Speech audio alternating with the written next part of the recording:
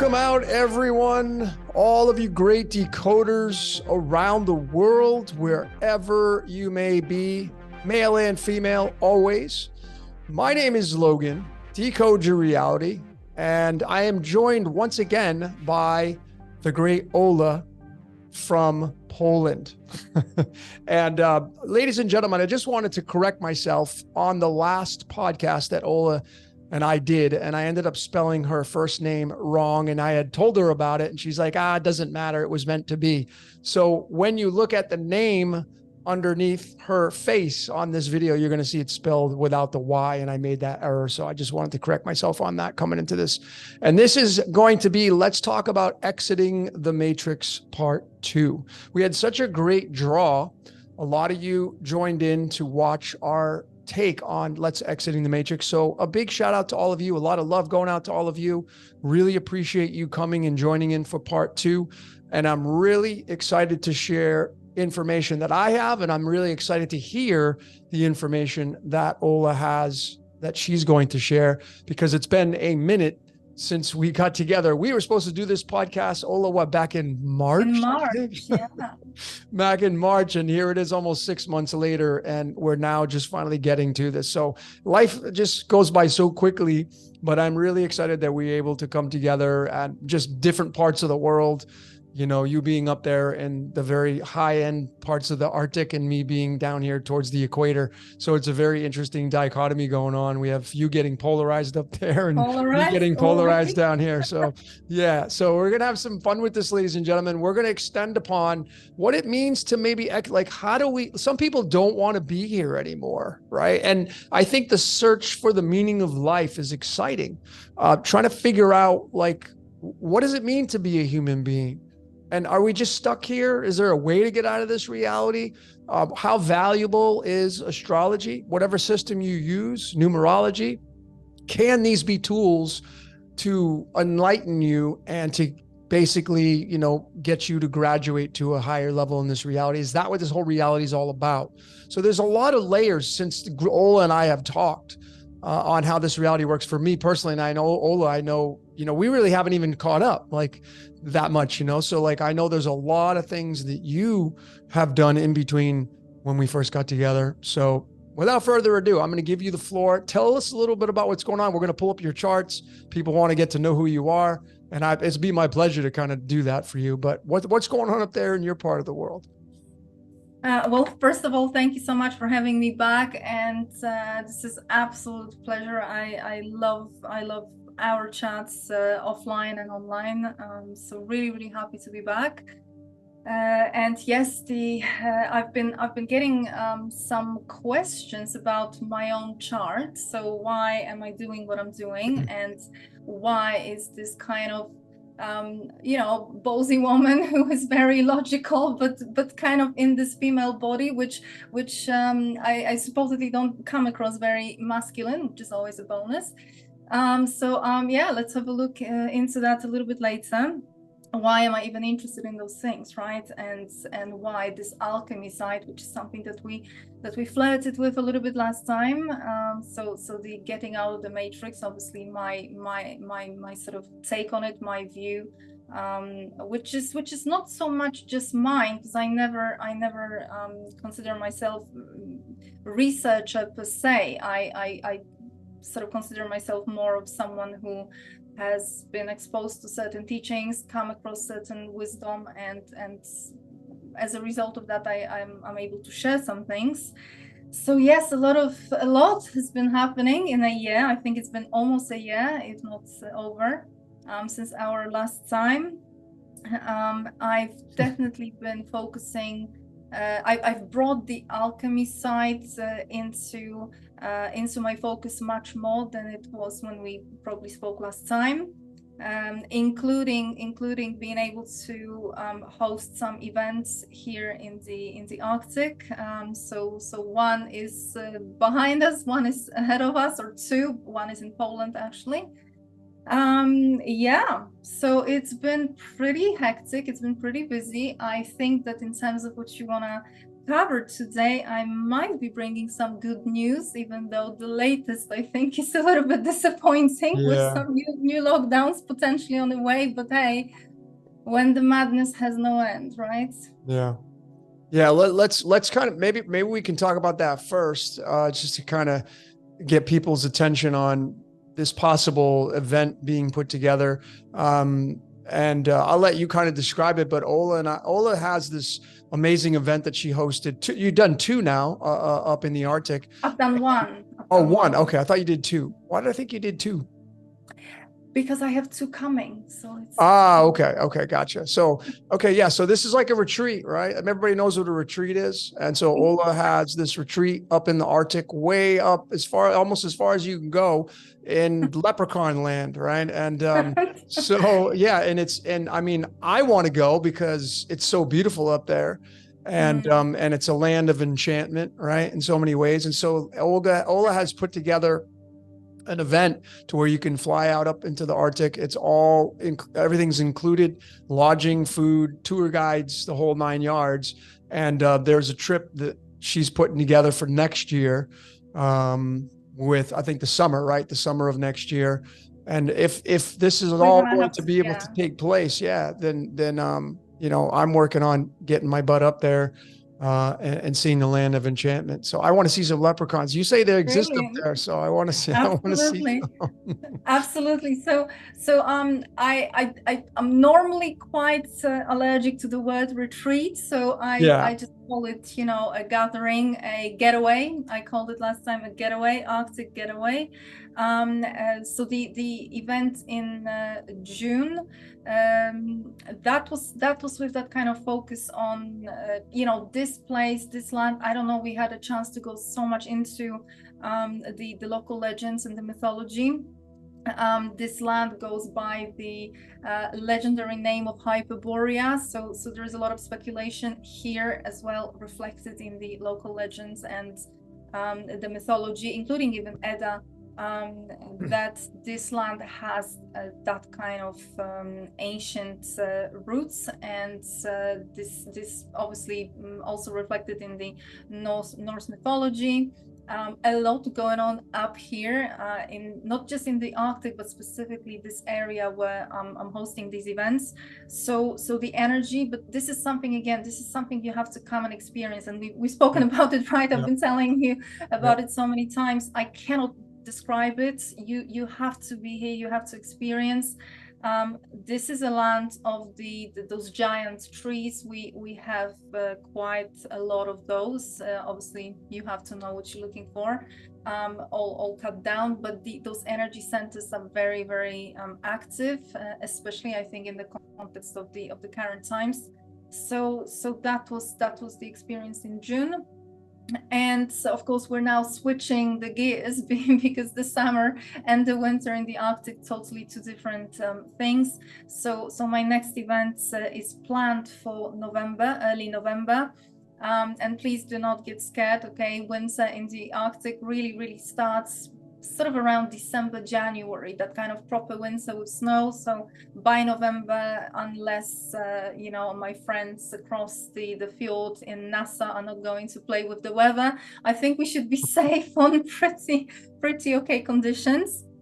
Not too cold and not too snowy, but obviously the Northern Lights. So the November theme is more of that kind of hibernation. It's obviously winter in the Arctic. We're not going to be getting that much daylight, maybe 6 hours.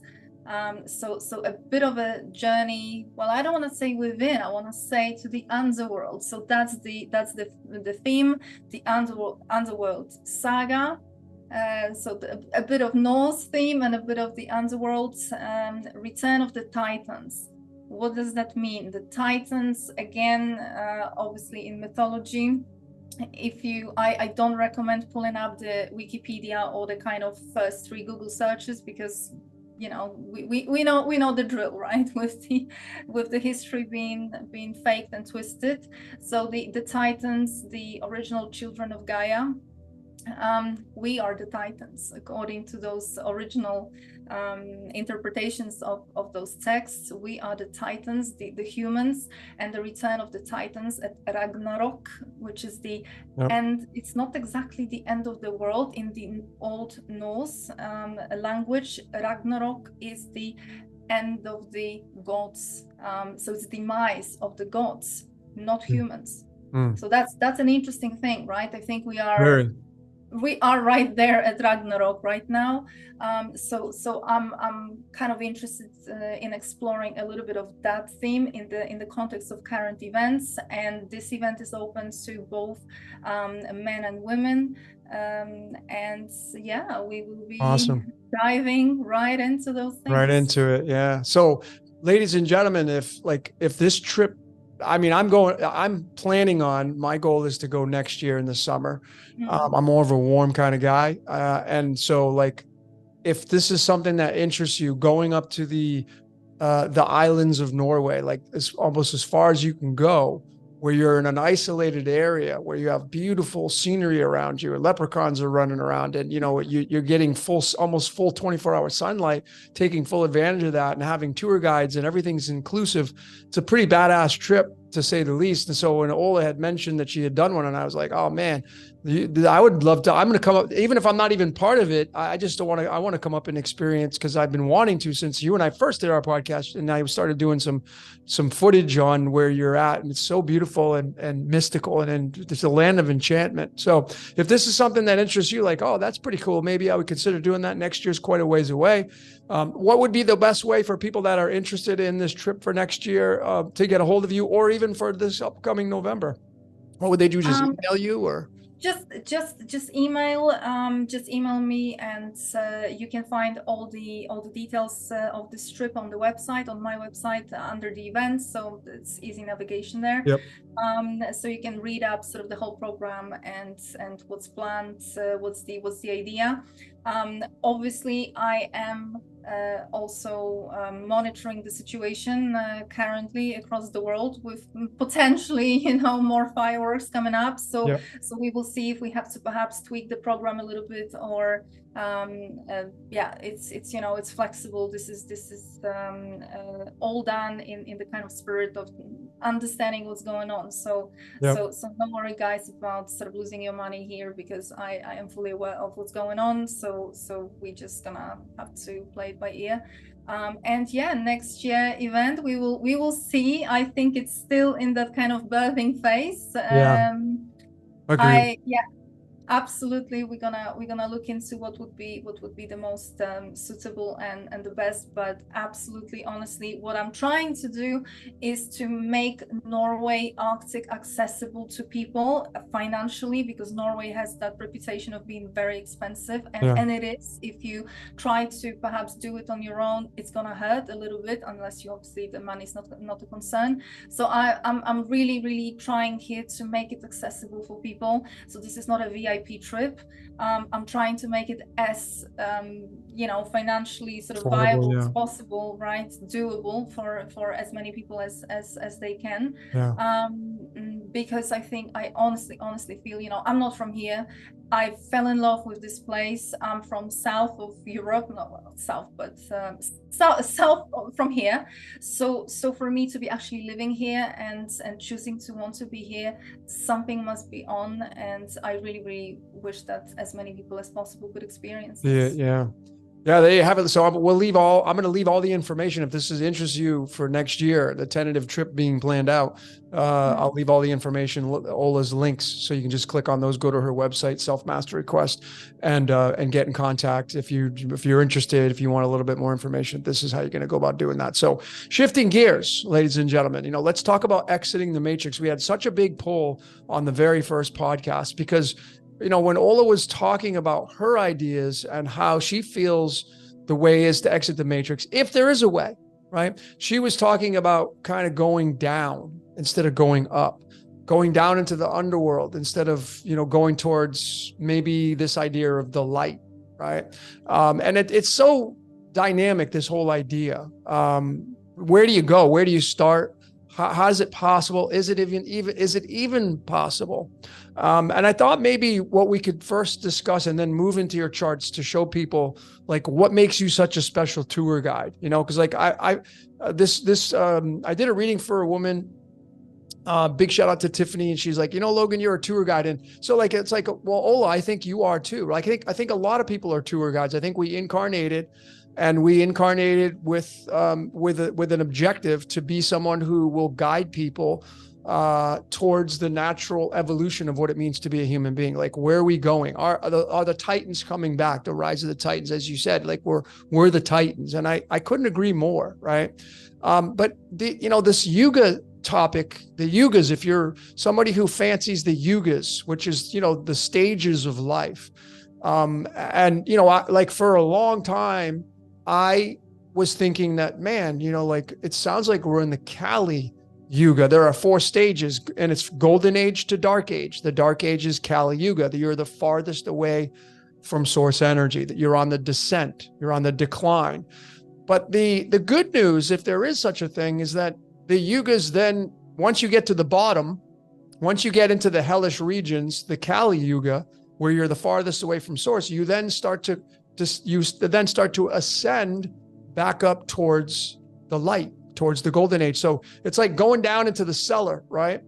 And you emerge down into the darkness. And then if you want to go back up, you look up, and through the doorway, there's the light. And this is the whole concept behind the yugas. And so I just was assuming, man, it feels like we're in the Kali Yuga stage. We're in the dark ages galore because of what's going on. But there are a lot of texts coming out, and there are a lot of like people that are really into the yugas, that have a lot of authoritative voices saying that we're not in the Kali Yuga. We're actually in the second stage of ascension called Dwarpa. And this is the copper age, and it will contain the age of electricity, and it fits the narrative of the age of Aquarius, but I'm still working on how it fits into the astrology wheel because it's very complex. But let's kind of start there. What is your take on the yugas, Ola? And then how does this fit into, like, let's exiting the matrix? Like, how would that fit into that narrative, do you think, with the yugas, and how complex this whole thing is?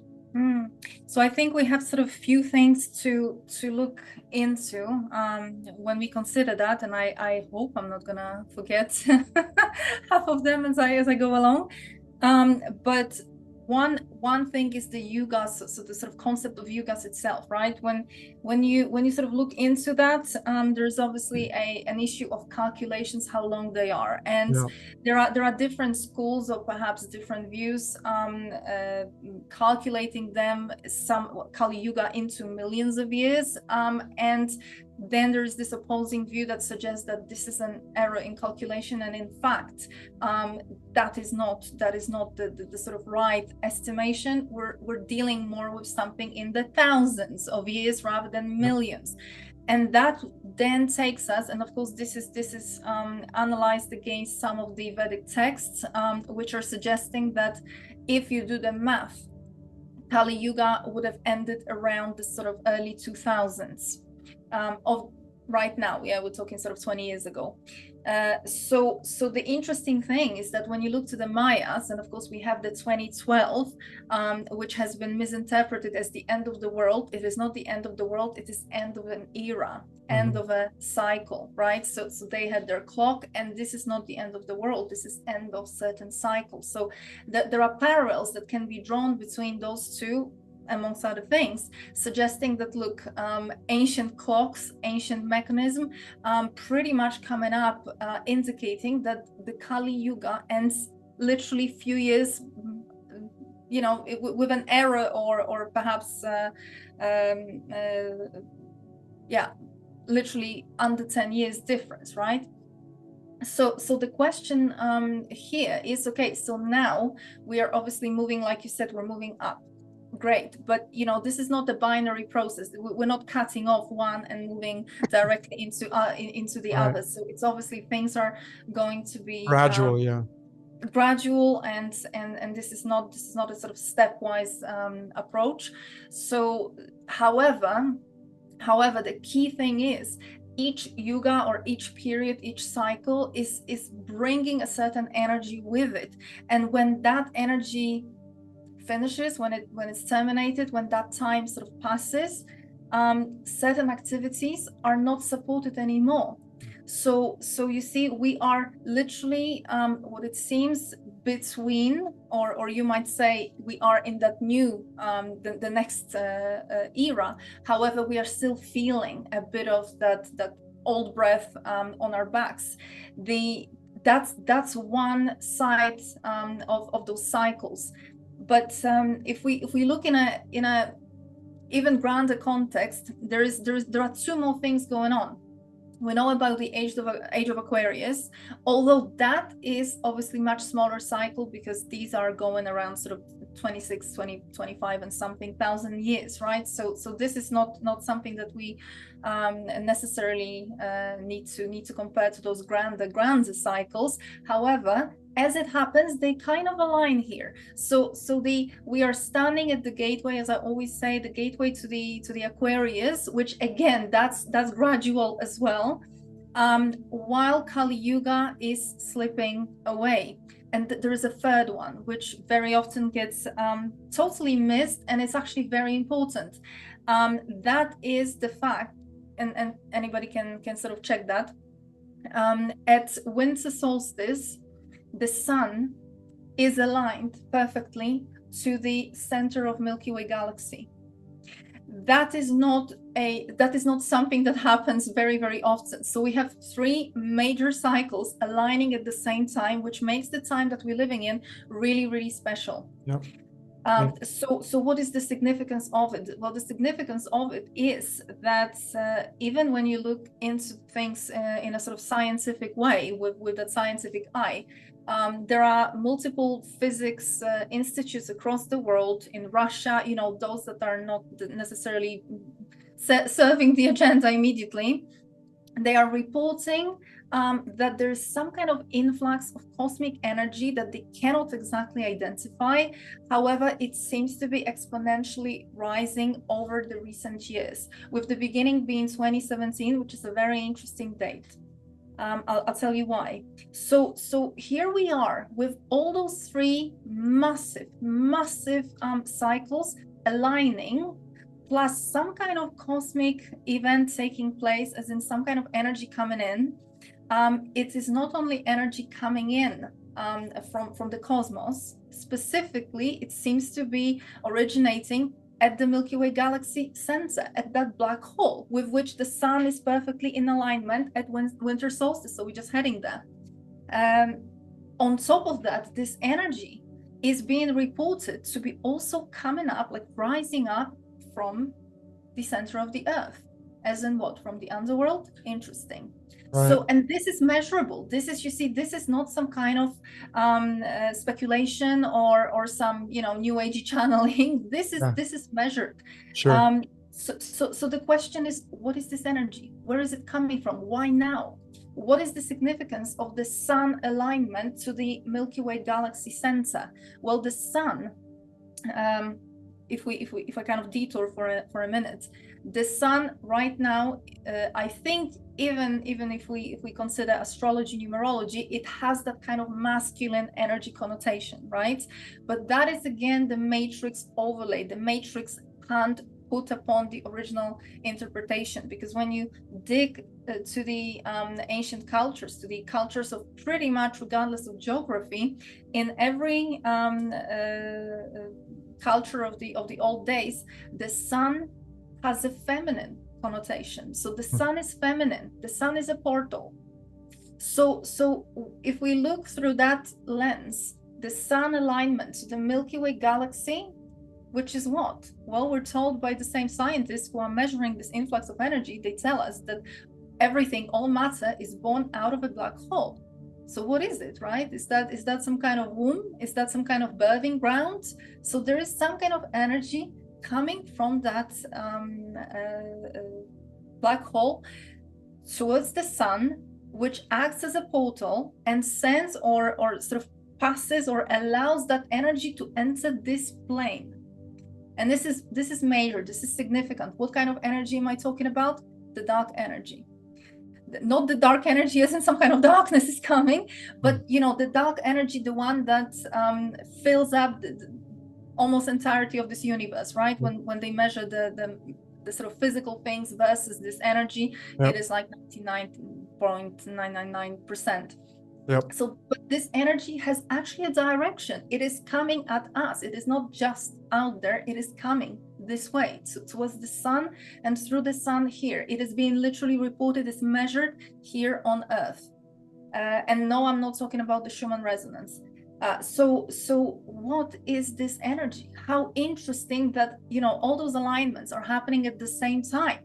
And if you look to the tradition of the Templars, and before I get any connotation with the Illuminati and the Freemasons, the tradition of the Templars, okay, there are two different traditions within the Templars, or there were. One is the outer tradition, that official, the one that spawned the bankers and the banking system, and the ones that own everything, and obviously all the wealth, etc. And yes, that later sort of transited into the Freemasonry and all those kind of secret societies.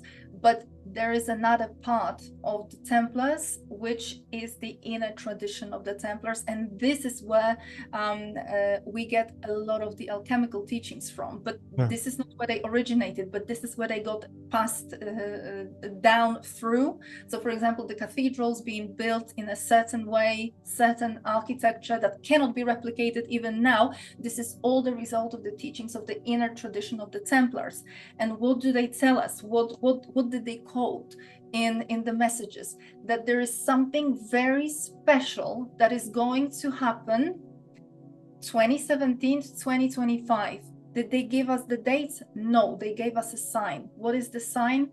The sign that was reported and even confirmed by the Vatican in 2017, which is the great sign in the sky, right? So we have the constellation Virgo, a woman or a virgin clothed in the sun with a crown of 12 stars above her head, and she was with a child, she was pregnant, and the moon at her feet.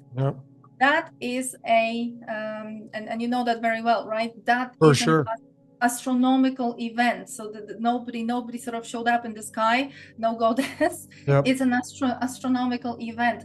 Constellation Virgo, the sun just entered Virgo. The 12 stars, the crown, that was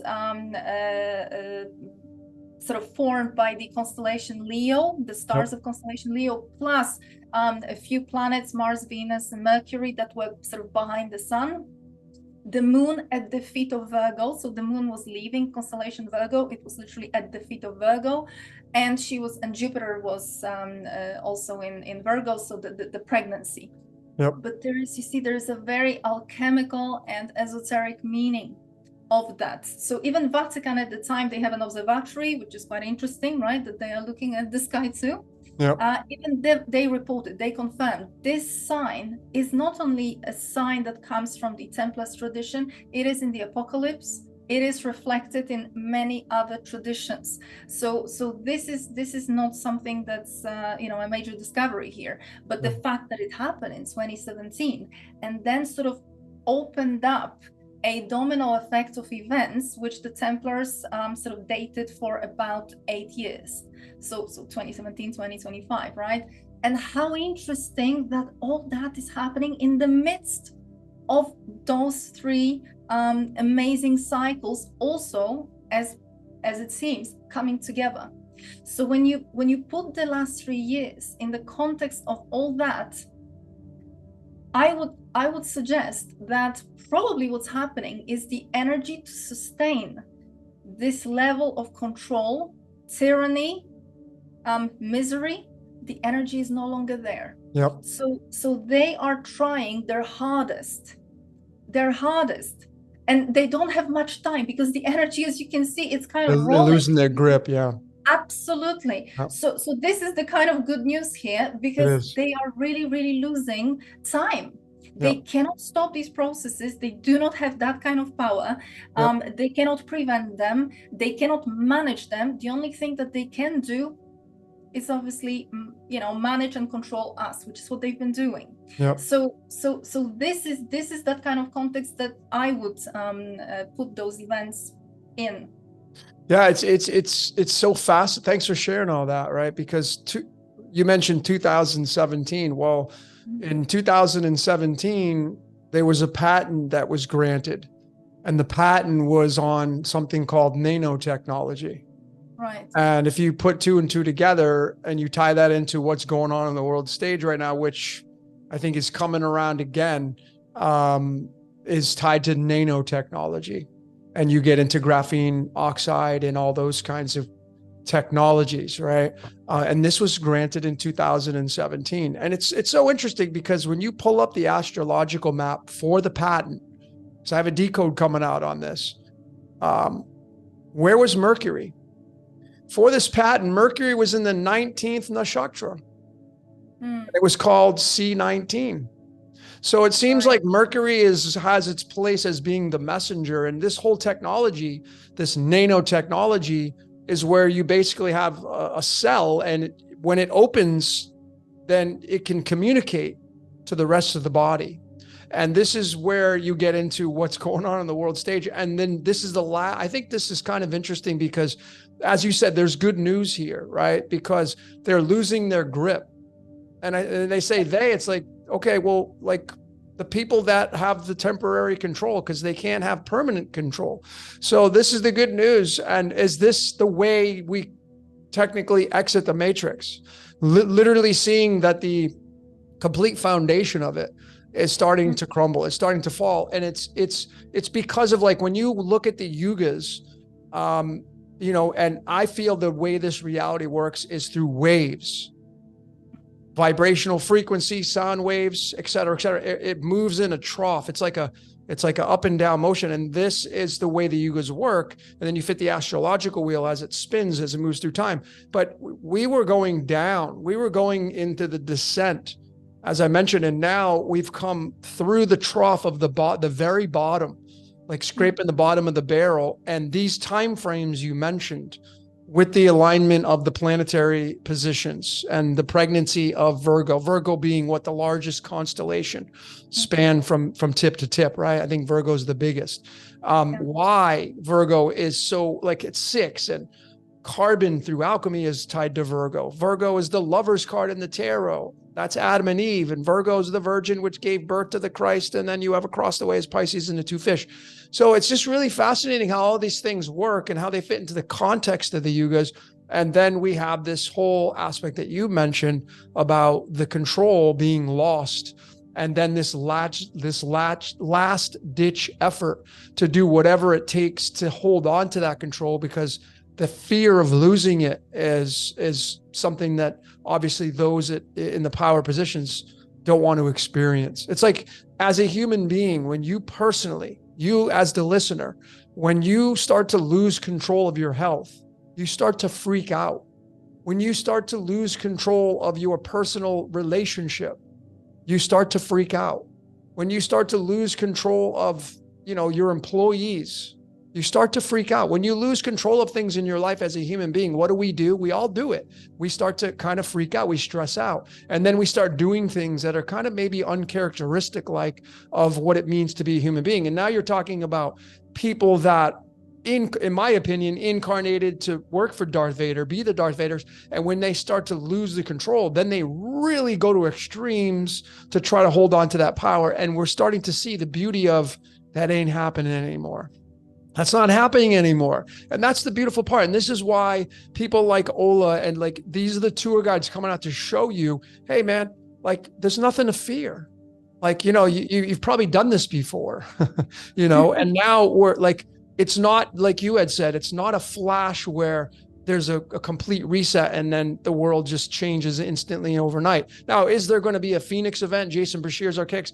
I mean, you would think so, right? That there's going to be some kind of clearing of the board, so to speak, to kind of wipe out the deceiving part of life, et cetera, to make way for this new energy coming in as we ascend back towards nature. And you were talking about the center point, and I think it's I think it's called Vishnu's navel. Is it not the center of the center of the Milky Way, or the kind of correlation Yeah. to that? Yeah. Yeah, but you see, I think that what we also have to remember is that everything in this reality as it's being presented to us, including the language of numerology, the language of astrology, it is literally utilizing something that was in place before, something that was actually not there to control us. It was doing different things, and it has been sort of hijacked and utilized with a very advanced technology. Because of course you mentioned that these people who are sort of here playing the bad guy, they incarnated, but they're not, they kind of they are the middleman, right? So we know that there is obviously that kind of context of some kind of other civilization, some kind of invaders, if you like, whether we look through the Sumerian lens, the Anunnaki, whether we look through the other lens, and we kind of see the Yahweh, the Jehovah, the reptilians, etc., which is pretty much the archons, right, of the Gnostic text. We're talking about the same type of entities, of the same type of beings.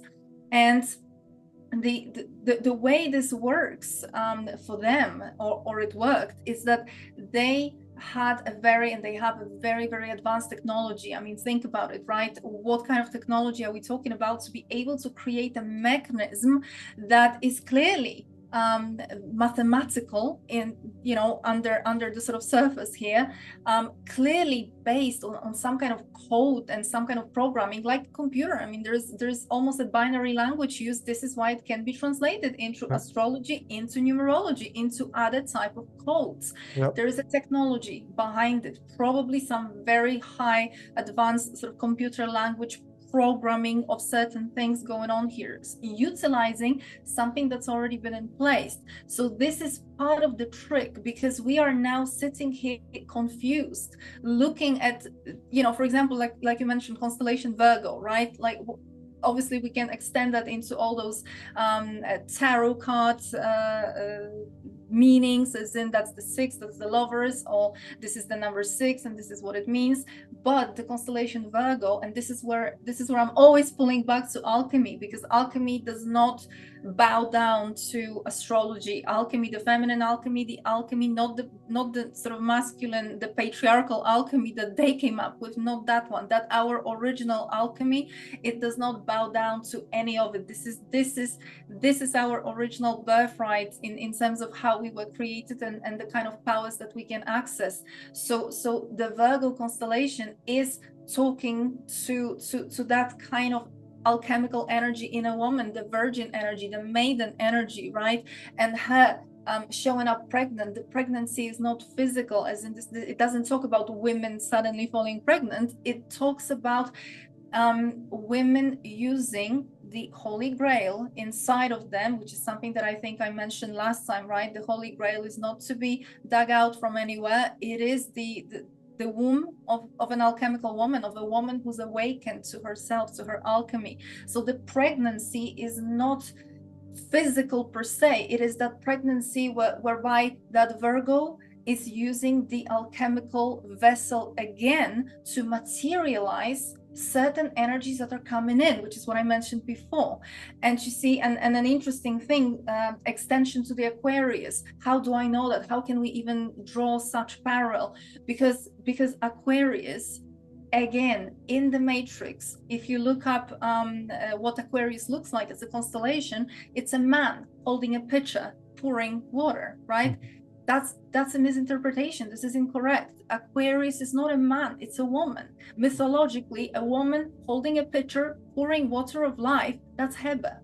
So Aquarius, age of Aquarius, is in fact the age of return of that alchemical woman, of a woman who is back yet again, just like the witches of the past, just like the women of the ancient mystery schools.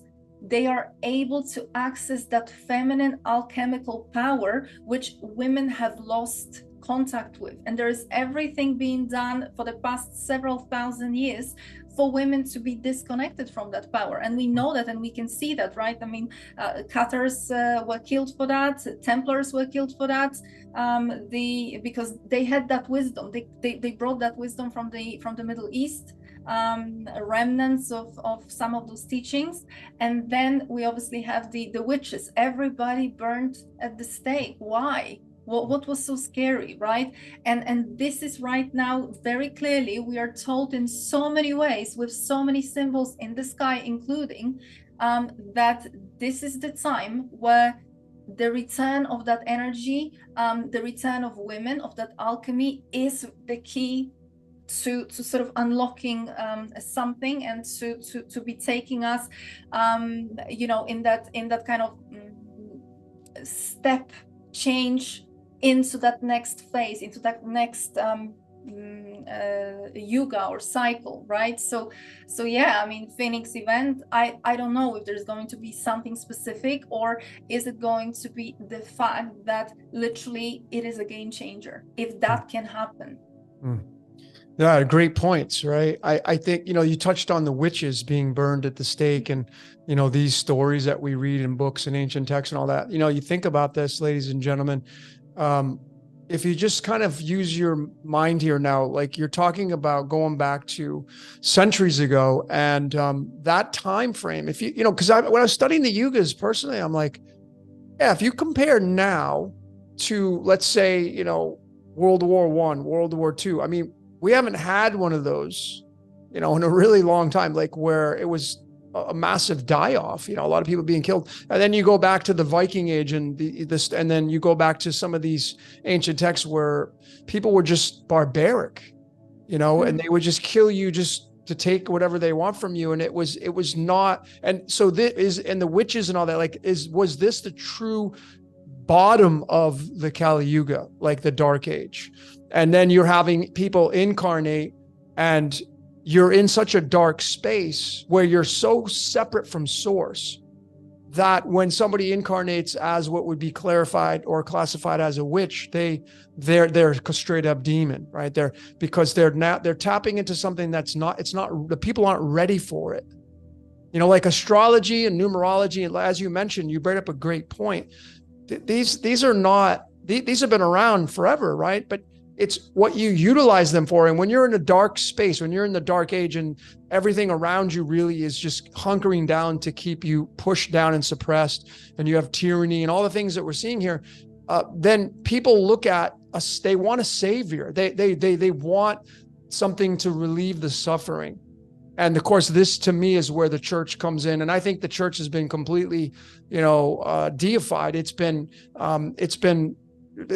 created in the Dark Age. So when you create something out of darkness, where it's completely, really classically in the cellar, well, then what do you think it's going to give birth to? Right? And then like the ascension of the yugas, and we're going back up. We've reached the bottom, it seems. And now we're going back up, and then we're just going to gradually move back towards source. And we're doing that through technology, if you want to call it that. Numerology, astrology, it's been around. I mean, you think about it, let's just assume we're in the golden age. What would astrology look like in the golden age, where the golden age is where you don't crave anything, your ego doesn't crave anything, you can instantly manifest anything you want at any time. There's no fighting, there's no evil. You know, that's the true epitome of the golden age. So would astrology and numerology, would that just disappear? Could you not measure the golden age with numbers like we're doing now in the Dark Age? I think that you absolutely can, but you're measuring like what we're measuring now. We're measuring, you know, Dark Age stuff, but now there's this beautiful alignment of, hey, we're coming out of that now. And now the ancient stuff that's been around a long time, the things that you and I use, they're coming back, as they should. And they're coming back very strong, because people are seeing like, wait a minute, there's merit to this. Like the church, which was developed in the Dark Age, if you will, they were completely opposed of it, right? And like, that's not something you should partake in. Well, yeah, because you're talking about an organization that was created in the darkest depths of hell, if you will, if you want to look at it that way. Well, when you pull that off and you release that, you're coming out of that trough and you're now moving back upward. And now we're moving up back towards the light. These ancient things that we've been utilizing, as you mentioned, like the Templar, and like this is why people, I think, are starting to have to reevaluate how they feel about these organizations, because I see still a lot of programming, people wanting to blame these organizations. It's their fault. Oh, there it is. It's the Freemasons. Oh, it's Masonic. Oh, it's the Jesuits. Well, okay, great. But you know, these organizations, are they just strictly evil? You know, do they not have any ancient knowledge that has any value of moving back towards source energy, moving back towards the light? And this is, you know, like exiting the matrix. I think as a species, I think we're doing that now. I think we're doing that right now through the graduation of DNA activation upgrades. And you had mentioned the whole lineup of the Virgo, the planets, the moon, the sun, the stars, the clusters. I mean, as you said, it's not something physically per se, but it's energetically. And now we're getting we're feeling it now. And we're moving through the cycle of time. And I think exiting the matrix is just simply, we're ascending. We're just, as a species, we're now ascending. And what we thought was bad, it can be labeled that way. I think, you know, like I think Star Wars got it right. I think the Force can be utilized for good or for evil purposes, using these silly adjectives. I think, you know, they can be used for service to self or service to the world. And when you look at the yugas, ladies and gentlemen, the golden age, you know, you can relate that to the sun, and then the silver age, the next age, is the moon. And that's the bride and the groom. And then the copper age, the third yuga, you now have the separation of spirit, because now you're moving towards the dark age, which is just me, the separation. And then you get into fear mode, and you get into starvation mode and scarcity mode, and you get into the Kali Yuga, and you get to the bottom of the barrel. But now as we ascend back out of that, you're moving back towards celestial activity. And I think this is the greatest time to be alive right now, because we're seeing this beautiful shift in people's consciousness now. And we're realizing, wait a minute, there's more to this story than what we were told, you know, and we're having to reprogram ourselves. And I think it's beautiful, the stage of the game for all of us. I think that in terms of sort of how I place astrology and numerology in the sort of larger context, I tend to go back very much to those ancient texts and to the Gnostic texts, which pretty much gave us a beautiful, you know, right on a silver platter view or interpretation of what is the context of this realm. So I wouldn't necessarily sort of see astrology or numerology as something that is present across time, or something that might be used to decode something. I would definitely say that this is a result of the fact that at some point in time, not that long ago, but sort of not yesterday, a mechanism has been created, and we as the human race have been enslaved, and this mechanism sort of introduced this determinism to it, and there is a reason for this determinism, and there is a reason for, you know, this sort of decision tree, right? Because effectively it operates as if there are only limited number of possibilities, right? So this is why our lives are deterministic. This is not like you're just coming in here and you can do whatever you want, because if that was the case, if that was true, astrology wouldn't work. Yep. Logan would not be able to decode anything, right? I wouldn't be able to tell you anything from our codes. So we know that there is some kind of level of determinism, which is actually very high. So at every point in time, you have only so many options to choose from. Yep. But that is that is to me a result of the fact that this construct has been put in place by a very particular aggressor. And we are still dealing with this construct. However, I do not really see that once this construct is lifted, once this construct doesn't work anymore, that astrology in the sense of that deterministic mechanism, I don't really see it. I see it redundant, because you see that then we are going back to that free will, then we are going back to that experience. And of course right now it feels a little bit abstract, because we don't know any different. We think we are free, but when you, like I say, when you start studying numerology, astrology, you find out very, very quickly that there is pretty much everything that can be told, about your life by a good astrologer, pretty much to the T, right? So where is that free will? How is that realized? It's an illusion. It is just a free will is what you perceive it as a free will, but it is actually predetermined by certain influences at birth. So that is the illusion of free will. Those influences are the result of the construct. So why would I want, in a golden age or in anything better than Kali Yuga, why would I want some mechanism to predetermine me? This is where the alchemy comes in and say, this world is like not an illusion, as in the whole thing is an illusion, but you are living in that simulated reality.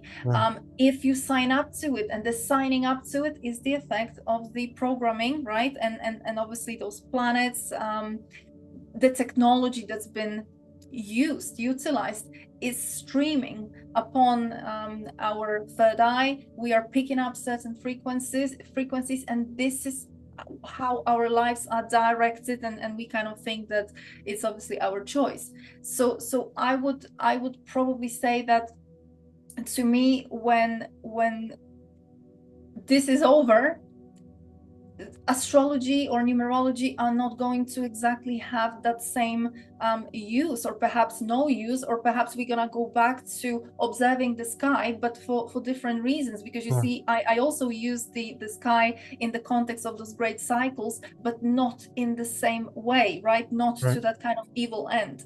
So I would and back to what you said, which is absolutely correct, that why the church has always been against astrology and kind of demonizing astrology. Well, I would say that it was a bit of a tactic to keep people away from discovering that there is a mechanism going on here. So I would probably assume that they knew very well what's going on, and they knew exactly what this mechanism is. So they wanted to keep people away from working it out, which is, one way of doing it is kind of scaring people with the devil. That doesn't work anymore. So this time around, we're gonna ridicule the people who are working with any kind of level of coding, right? Numerology, astrology, we are crazy.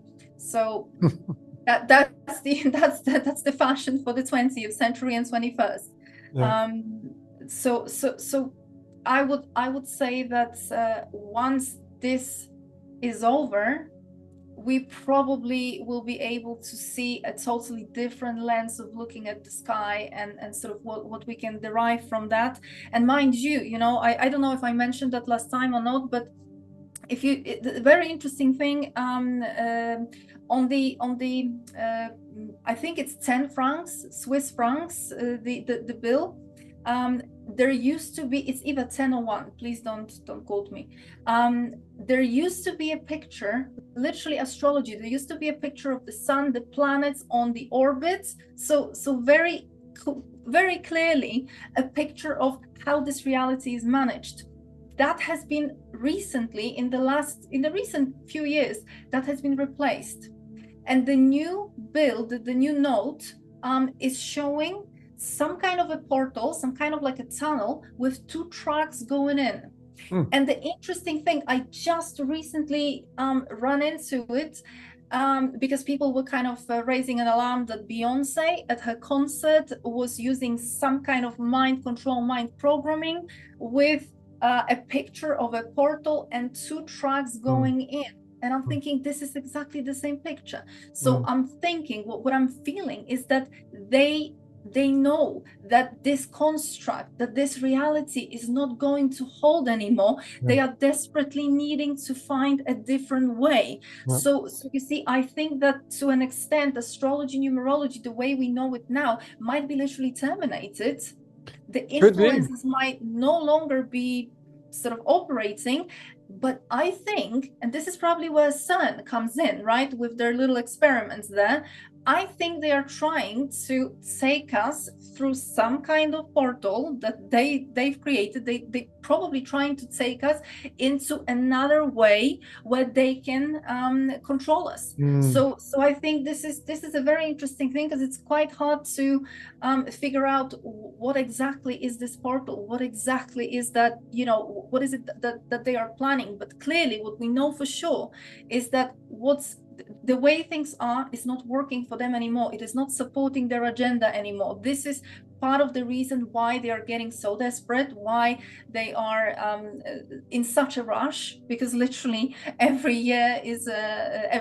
month is this sort of energetic shift is advancing, and it's not in their favor. So I would say that there is a very advanced plan going on from their side in terms of perhaps shifting us. Are these timelines? Are they trying to shift timelines? Well, what are they trying to do? But at the same time, please do not feel like we have absolutely nothing to do here and everything is already decided, because like I say, these cycles, these cosmic energies that are coming in, they are very supportive to us. The glitches in the matrix, which we've not seen before, right? Now they are happening quite a lot, and they've kind of been captured left, right, and center. That energy is already literally destabilizing the matrix, the very fabric of the matrix. So of course, this is not for us to just sit back and relax. This is something where, like you say, women have to kind of come back, men have to come back. The return of the rise of the titans, right? That needs to happen here. This is the moment. And absolutely what you say, that some of us are coming here potentially equipped with some information, perhaps not our first rodeo, right? So we are here to help navigate some of those changes. And I'm not just saying me and you, Logan. I think that anybody who is listening are already ahead of the game. So we are the ones that are ultimately probably on the brink of that shift in the right direction. Yeah.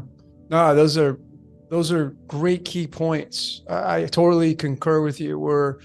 They're losing their grip. And are they, I'm saying the people at the high levels that have knowledge that you probably don't have, that I probably don't have, right? Like if you talk about CERN, and I have a decode coming out on that, right? Like the Large Hadron Collider, I'd showed in a mini decode that like it's having sex with the quantum realm. It's digging into the quantum realm. The Large Hadron Collider, being 66 in numerology, has a big say through numerology. And if you know what the number 66 is, so are they tapping into a different dimension? And is that the agenda to move you into that dimension? Or is that just part of the larger construct of where human beings are going? As I continue to decode things, I'm utilizing tools. As you mentioned, you mentioned an interesting thing. You said astrology, numerology, will they even be needed? Going as you're ascending back up, the rise of the Titans. Why the rise of the Titans? Because we're down at the bottom. We've gone down in the yugas, we've descended down away from spirit, and now you're at the bottom. Well, the only way to go is up now. And that's the rising, that's the resurrection. Okay. The resurrection of mankind. You're coming out of the cellar. You're coming out of the downstairs department store. You're moving back up. And as you said, these layers of reality are starting to be dismantled. And as we move up, the frequency changes to a higher frequency, right? And the things that are in the lower frequencies, they're kind of melting away. They're just not relevant anymore. And people are starting to see through the veil. Like everything that I'm decoding, I'm decoding matter. Like it's spirit into matter. And that's, if you just look at the yugas, it's golden age, it's the sun, and it descends down into the Kali, which is darkness. It becomes matter. And when it becomes matter, even with the whole aspect of the ancients being very, very tall, and the yugas talk about this, where in the golden age, you're super tall. But as you go and descend down into matter, you become smaller and smaller and smaller, and you become this physical human being, which is where we're at now. A lot of these ancient texts talk about the ascension process is shedding the physical body, not needing it anymore. And therefore, it's like, okay, we now know that we live, as you said, like, how can somebody who doesn't know you pull up your chart and narrate your life to a very high degree? If you're dealing with somebody who knows how to interpret charts, they don't know you, but how is that possible? Because they're defining your matter. They're defining your physical presence in this reality. Well, as we move away from the dark age, we're moving away from matter. And then we start to ascend, moving back towards source energy. And these tools that we're defining in the presence of matter, like it won't matter anymore, right? No pun intended, right? Because essentially, when we know that we're living in my opinion, we're living in a scripted reality. You're starting to see that your incarnation, when you define yourself, you're starting to see, wait a minute, I have a screenplay here. Like, I incarnate, I do this, I'm good at this, I'm good at that, I'm not good at this. And then you start to see, when you decode, you're like, why did I live at this house? Why was I born here? Why do I have this going on in my life? Why do I have these people in my life? Why do I have this person as my best friend? And you'll start to see, this is your screenplay, and it's defined. And then when you start to realize that you can decode yourself through astrology and numerology, and then you realize, well, wait a minute, I don't like, because for me personally, Ola, I can decode myself day in and day out, and I can see the script playing out in my life.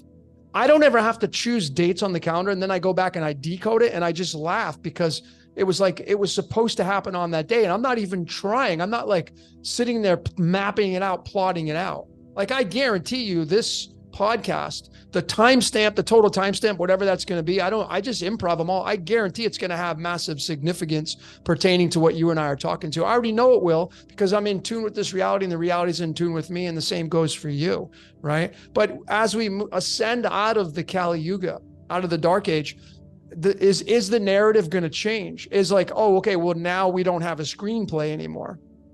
Is that how it looks, right? Is that why we will not need astrology and numerology to measure anything anymore? Because we won't. It's kind of like maybe those will be tools that become outdated. Like, the physical body is what suffers. This physical body suffers, right? And how do we relieve suffering? Is it getting rid of the physical body and moving towards a more higher based frequency, which is, more just consciousness itself? What's your take on that? Like, shedding the physical body and just moving into, and what does that even look like? But just moving into a conscious-based reality rather than having to rely on this avatar to move around in this reality. I see what you mean, and again, I would here refer to the fairy tales, legends, stories of different cultures, who are kind of telling a very, very interesting history here, because you see, what we are kind of a little bit in a trap whereby we think, or we assume, or perhaps this is the official narrative that's been sold to us, that the way things are now, this has been like this for a very long time, maybe always, forever, right? The Kali Yuga. But actually, when you go back, and this is archaeology supports that, some of the historical texts, a lot of them support that. It is just how much of that is being tampered with and sort of corrupted, so our view becomes corrupted. But the point is that the golden age that we're talking about in the context of yugas, it is not just in the context of yugas. We did have a golden age here, or at least a time that resembled the golden age not that long ago. Patriarchy, or the kind of reign of those invaders, beings, if you like, this is not something that goes on for millions of years. So, and even with them being sort of on and off in this plane, we had the time of back to 5,000 BC, 10,000 BC, 15, 20,000 BC, where this reality looked totally different, and we will still physically incarnate it here. We find artifacts, and the time that I'm referring to was actually the time, I don't want to call it matriarchy, because that's not what it was. It was the time of, I call it the time of reverence of the feminine. So if you look to the artifacts, if you look to the archaeology, we find a lot of examples of that kind of Venus statues, very voluptuous, telling us a certain story, a different story, telling us story. You see, those mystery schools that at some point had to go underground, had to become sort of hidden from that official narrative. Why? Because around 3000 BC, the patriarchy was brought in, was ushered in. Why? Well, it was kind of cascaded from what happened at the level of those beings, whether we call them the Anunnaki, whether we call them the reptilians. Something happened at the level of that race, a conflict between their males and their females. So specifically, the males decided that they don't need whatever the females were useful for. They can mimic that, they can do that without their participation. So there was this moment of disconnection of the masculine, or the males from the females, which was also implemented into our plane, into humanity. So we had the time, and this is where astrology really start to astrology, numerology, those codes, they really start to live their life. So we find a lot of information that kind of dates the astrology, numerology back to 3000 BC, 5000 BC in Sumeria, right? But is that really our only reference point? No, because before that time, we have very clear indication of, well, good times, the kind of golden age, if you like, with people being incarnated. So to me, not necessarily that our world needs to change that drastically, but our perception does. And part of that perception is the fact that we are, and you see, this is part of the secret of the Illuminati connected to light. Why? Because we are captured and we are imprisoned in the light, as in the visible light spectrum. So there's a lot of things that we don't see literally physically, but also there's a lot of things that we are tuned in on that mind level that are literally here to play out this script. I don't want to, as a free being, I don't want to play out any script. I want to have my free will back and I'll be good to go. Yeah. I don't need to, ascend to higher vibration. I don't need to leave my body. I'm good to go if you take away this element of me needing to, experience certain things over and over and over again. I do not subscribe to this whole idea of us coming here to learn, because, there's a lot of accounts that clearly prove that the time of that golden age is even bigger expansion and even bigger growth compared to the time of misery, right? The Kali Yuga. So we do not need those lessons. We do not need that. This has been sold to us as a narrative. So to me, it's not necessarily linked to us physically leaving the bodies, although I know about those accounts with the Maya civilization, etc. But I think, again, we could be looking into that, into interpretations and sort of looking into exactly what could that have, what could have happened, right? What could that mean, rather than is it necessarily exactly that? So I would probably advocate that this matrix is literally on the brink of being taken down, or being switched off, one or the other. But still, I would very, very strongly suggest that we have a role to play. And, I don't necessarily see, maybe it's just me, but I don't see us in this lifetime, making such a leap that we would be literally leaving our bodies. I would more see us going back to that kind of time before this construct was operational, before astrology, numerology were the mathematical representation of that deterministic mechanism in place, which is obviously, why is it in place? To harvest the energy, right? To kind of, this is why we keep having the same experiences. I mean, come on, I don't have a flat learning curve. Why do I have to keep going through the same experience over and over again? Because, and why do I have to have certain emotions show up and come up? Well, because this is all in my code. So that is creating a nice food for those who feed themselves from that, right? So this is sort of, this is the way I see it. And I think that going forward, as we are, you see, this even goes beyond how to exit the matrix, because I think that if we can get it right, we don't have to exit the matrix, we will take it down. That's a pretty good alternative. Take it down. I think just, it's just being dismantled. Personally, I feel that, the reason why narratives happen on the world stage is through magic, straight up magic. What is magic? Just the exchange of energy and the absorption of energy. That's just magic 101. Someone speaks something, you say, oh yeah, that sounds cool. And now you instantly have a self-fulfilling prophecy, or you add to the self-fulfilling prophecy. And this is where you're going to get into groups, and then you get into cults and organizations and stuff like that. And these are collections of energy, and then they become archetypes, et cetera, et cetera. And that's just in the construct of how this reality works. But we're starting to see this beautiful aspect of like, wait a minute, like they need my energy. Their story needs my energy, because if everybody just stopped paying attention to the mainstream, if nobody turned their televisions on anymore, I mean, and I know this is very aggressive, but if everybody boycotted the news and didn't tune into it anymore for like a month, these news stations would collapse. Because how do they survive?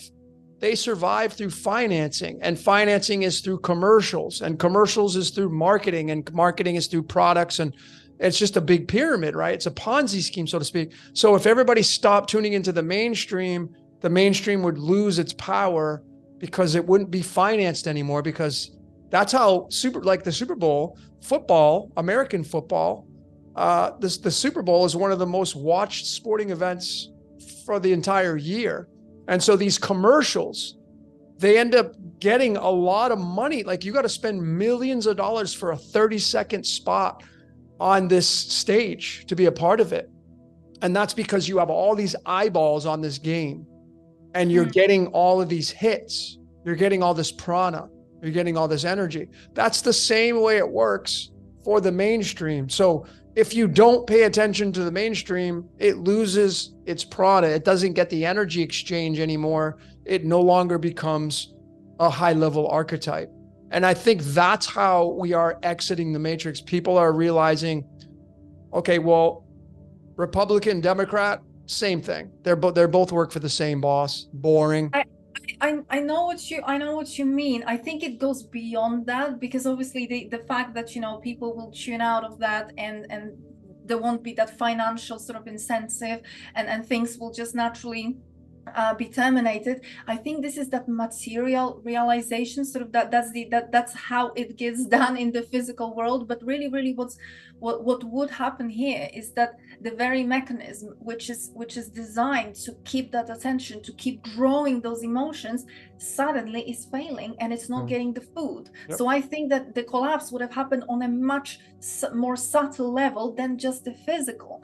But you see, I think that also assuming or hoping that one day or suddenly the whole world will just tune out, I don't think that's really viable. I don't think that this is, I know the logic, I understand the logic, but in terms of viability, or even in terms of, do I think this is the way, this is the only way? I don't think so. And this is again back to that alchemical side, because magic is nothing else than their response to alchemy. They cannot mimic the alchemy, or they cannot duplicate the alchemy. They cannot perform it, because they do not have they're not built like the females or like us, so they cannot do that. The best they can do, yes, they can do the magic and the spells, but still you see the legends, they kind of tell us all the legends. I mean, think about it, right? The return of the white buffalo calf woman. Why does a white buffalo calf woman needs to return? Who is she?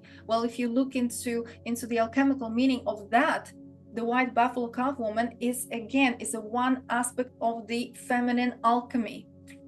The rainbow warriors, who are they? Well, everybody thinks that this is about some kind of, rainbow warriors coming here, incarnating, saving the planet. Well, actually, no, because that prophecy has been a little bit tampered with in sense of interpretation. When you dig a little bit deeper, the rainbow is not to do. What is the rainbow even to do, right? That's the question. Why rainbow? Rainbow is to do with, again, in the alchemical context, the rainbow is to do with that rainbow bridge, and back to Norse mythology, the Bifrost, the rainbow bridge, linking what? Linking worlds, this world with another realm. But what people don't know is that there is the other part of that rainbow, which goes through the underworld. So actually the rainbow warriors are, again, it's not some tribe, it's not specific kind of few chosen, it is again return of us back into that alchemy. So that wisdom needs to come back, and I think we are very much programmed to believe that the only answer is in numbers. As in, if everybody wake up, if everybody switch off, if everybody could understand, but that's not going to happen. We've seen it over the last 3 years. Of course, yeah, of course. It's not happening. Yeah. So do we need everybody? Well, actually, we're told by those prophecies, by those legends, that we don't need everybody. Yep. It is literally a few is enough. Maybe sometimes the one is enough. In fairy tales, it's always one that's enough. But that one needs to meet certain very special conditions. So yeah, a few probably could do, but definitely not everybody. Again, I think that's taking us back into that mind-based concept that you fight the matrix from within the matrix. I don't think you fight the matrix from within the matrix. I think you have to step outside of the construct of the matrix and literally unsubscribe to the methods which the matrix suggests, such as let's have an uprising, let's have a demonstration, let's kill the politicians. You're fighting the matrix from within the matrix. That's right. If they are using spells, if they are using magic, then we need to operate not on the material level. We need to be on the level playing field here, right? So if they are playing with the magic and spells, we have to play with the energy too. And that's the ultimate. Agreed. That's a great point. We do. Like, I totally concur with you. I think that's really well said. I think everybody should take note of what Ola just said, because, it's not fight fire with fire. It's a force. You're using the force to create something from. This is why I think we're going to have free electricity, free energy and all this stuff. This is why are all these concepts coming back? Because we're on the ascension now. We're moving out of the pits of hell, so to speak. And we're starting to realize the potential of what it means to be a human being. And once you start to stop paying attention to their narrative, because it's their narrative, right? Like as most of my listeners know, like, I don't get to be a star in that movie. Like, I just get to be an extra in that movie. That's not a lot of fun. I like to decode it to see it for what it is. But then, like I said, it doesn't matter if you decode, because you're still going to see the screenplay playing out in your life. The better thing to do is just stop paying attention to their reality, pay more attention to yours. Exactly. And then you're now creating the ascension process, or part of the ascension process, and it becomes much more fun. It's like this retreat that you are planning for next year. Like, what's really the agenda behind that, right? It's creating a narrative, and the narrative has the intentions of love behind it. It has the intentions of, like, this is how life's supposed to be. It's supposed to be beautiful and enchanting and magical and mystical. And, that's what you preach. That's what you teach. That's one of your highlights of your incarnation. But if you decided, hey, I'm not going to do that anymore, and I'm going to turn on the news and I'm going to make it part of my reality, I'm going to pay attention to politics, and do you then get consumed by that narrative and you no longer get to be a star? And I know you're not in line with that. And that's what makes you a special human being, because you're doing your narrative. You're the star of your movie. And that's what's so relieving for people like you that I see, is that, I know you're doing your responsibilities and you love doing them. And you're not giving your prana away. And I think you know how precious yours is, right? And anybody listening, it's like, why would you give your energy to these archetypes that their job is to create from the space of the ego? And that's, again, ladies and gentlemen, the yuga, the Kali Yuga, down at the bottom of the barrel, you're the farthest away from source. So what comes with that? The definitions of fear, scarcity, not having enough, being afraid to be alone, everything that it means to be I, me, myself, and I got to go to work. I got to support my family. I got to do, and obviously these are responsibilities as a human being. Yes. But, if you relieve the burden of, it's not about you, this reality, it's not about you in the scheme of things. One day you're going to die, and, like in the physical aspect, and that's it. So it's not about you, but it is. The contradiction is, like, I say to people when I do readings, I'm like, the only reason why this reality exists is because you're engaged in it. Your senses are engaged in this reality. Like Ola, I don't pay your bills. You don't pay mine. You don't have to walk in my shoes. I don't sleep in your bed. You don't sleep in my bed. You don't live under my roof. I don't live under yours. You don't have to use my towels. You don't have to wear my bed sheets. You have your screenplay. I have mine, but here we are coming together, sharing, but we both agreed to share this space. So like, you're in my movie, I'm in yours. And we're searching for the same things. We're working on for the same agenda here.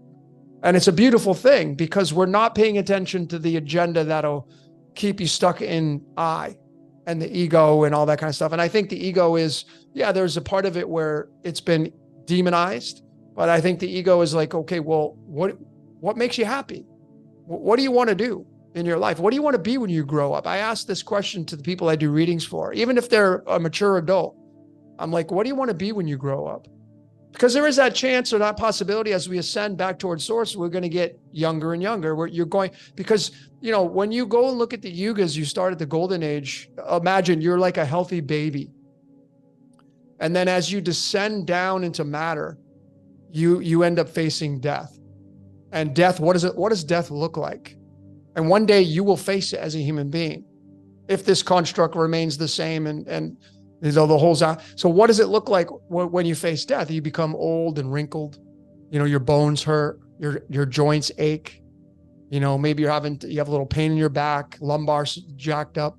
That's what it feels like before you die. And then, you can't, the comparison of a baby that's born healthy, that's the golden age. And then the senior citizen ready to die is the dark age. And now it's coming out of that, and you're being resurrected. The resurrection is you get out of the Kali Yuga and you move back up towards source energy. And that's what the true essence of resurrection is all about. And with that comes this special knowledge that is now being gifted back to humanity, where we're like, okay, well, wait a minute. Astrology is not from the devil. Numerology is not that evil. Secret societies, there was a reason why they got created. You mentioned the Templars. Like, are they really evil? Are they really people out to get you? Well, yeah, of course there are. But imagine you go back to the golden age or the silver age. What would a secret society look like then? Maybe it was just a school. In the golden age and silver age, before you get down to the darker age, maybe it was just a school, and this is what schools look like. Schools weren't, like they are now. As children, you and I, we went to school, and what did we go to school for? It was mandatory, right? Didn't have a choice, per se. What did you learn in school? You learned all the things that you incarnated in whatever age you incarnated in. The school gave you the tools to survive as a human being, and you could just say we were all born in the dark age. So you're born into a school of darkness. Mm-hmm. So you're utilizing tools to survive in the matrix. Well, now the schools, personally feel, and I'd like to get your take on this, the mystery schools that are sworn in secrecy and all this stuff, like, Is that the way it works? Are we moving back towards this, and this will be normalized for an education for a child? What's your take on that? Getting out of this matrix. Well, I would like to actually go back to the resurrection theme, which you mentioned, because that's a very interesting thing, which I have a webinar, a whole 4-hour webinar around that topic, the true meaning of resurrection, because like you say, that there is a process of resurrection that needs to happen. And very interesting, because obviously we have this resurrection idea showing up in different times across history, different culture. So this is obviously something that's very, very present. So what does that really mean, right? We have Jesus' resurrection, but he's not the first one. This is not a precedence. We have Osiris, we have Dumuzi with Inanna, we have in the Greek mythology as well, we have Buddha, everybody resurrected. Why is that such a common theme? So then we have to kind of go into this whole concept of resurrection. And in the alchemical teachings, in the ancient alchemical teachings, resurrection, interesting, is nothing to do with the death of the human body. It is, and that's been that kind of macabre has been assigned only at Jesus' time, right? And this is where the church comes in, and it kind of gets all twisted and turned into literally physical death and on the cross.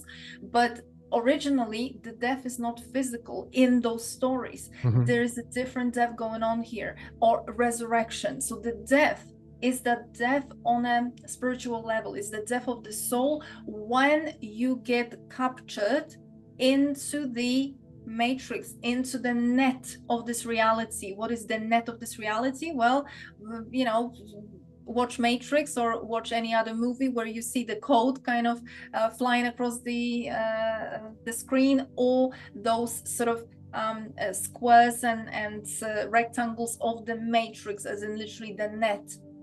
We have been caught in that net. And just as you extend it onto mythology and the legends, what happened with the sirens and the mermaids, right? So the kind of half woman, half fish, when they got caught by the fishermen, they died. They were asking them to free them, and when they didn't, because they were so beautiful, they wanted to keep them, they died. So did they die physically? No, this is again allegory going back to us. There is a story for us that's being told very clearly, which is the matrix, or being caught in this net, meaning being caught when your soul is caught into this reality, and it needs to deliver a scenario, it needs to deliver a script. It is literally being caught, and that free will is removed. The determinism is kicking in. This whole matrix, the fact that you're being mind controlled, and this whole attention is moving up. So you know, when we think about us, we think in the head, right? This is where the consciousness lives, but that's not what the ancients thought. So what happens here is there is a death on the soul level. This is why the shamans would travel to the underworld to retrieve the fragmented pieces of the soul, to kind of put you whole together. Interesting, because they travel to the underworld, right? So the original resurrection would have been literally the resurrection from that spiritual death, from that disconnect from your soul, which is what you mentioned, the theme of resurrection. And so this is literally something that every single one of us should be going through right now, because the death is not physical. That death, in terms of this resurrection, is not physical. It is the death of I don't want to call it even ego, but in a way, you know, the death of ego is another big topic, but it is literally taking off that net. It is about taking off that net. And interestingly enough, because it has that underworld connotation, this is why Jesus, before he resurrected, he was taken to the cave, to the tomb, to the grave, right? And then he comes back. So it happens in the underworld. So there is a journey into the underworld. Underworld is an amazing place. This is why I'm doing an event on the whole underworld. So in each of those stories, there is a woman, right? Mary Magdalene with Jesus, Isis with Osiris, Inanna with Dumuzi. There's always a woman that assists the man in that process of resurrection. Why? Because they navigate them through the underworld, and they, as shamans, and they bring them back. So the point being here, this is exactly the time for that resurrection to happen for every single one of us. It is a bit of a journey. It is a bit of an alchemical process. But like you said, in order to rid those shackles and this net.